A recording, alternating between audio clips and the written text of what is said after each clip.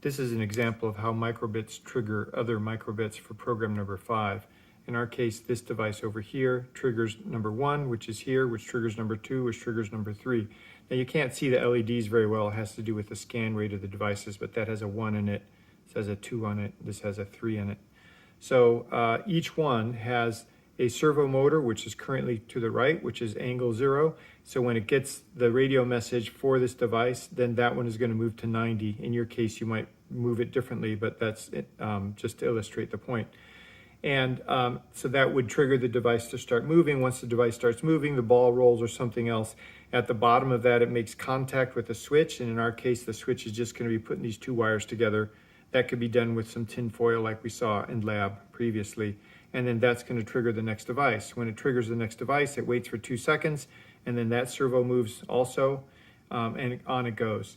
If for some reason the switch doesn't work, like something breaks, you could always have the option of pressing button B to trigger the next device as well.